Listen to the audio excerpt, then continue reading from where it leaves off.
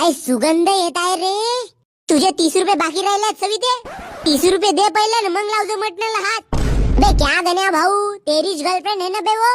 Girlfriend हो तर का झाला बे, इले का डोक्यावर मांडू. साला चड्डी पासून खर्च मी उचलतो. टीचर आपल्या बापाला मारून मागवायची तर मला मारून मागते. तर या पार्टी मध्ये मीच पैसे भरू का बे.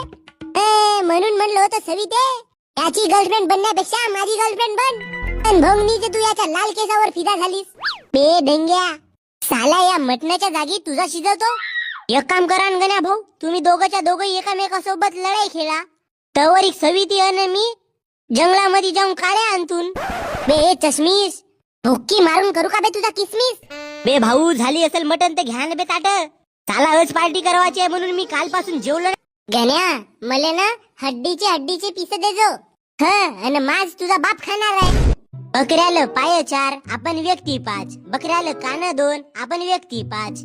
बकऱ्याला खालचे घुंगरू 2 आपण व्यक्ती 5. बकऱ्याला खालचे. बस राहू दे लाल्या.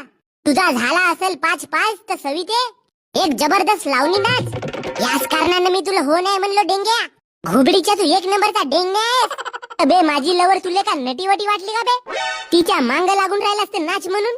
का होते गण्या भाऊ, एक लावणी होऊन जाऊ दे ना. हो तो वाला गाणं घेशील, पाटलांचा बैलगाडा. म्हणून म्हणलं होतं सविते तुले, आपल्या घरी वांगा भात खाऊन चुपचाप झोपून जायला पाहिजे. तर या राक्षसासोबत पार्टी करायला आलीस.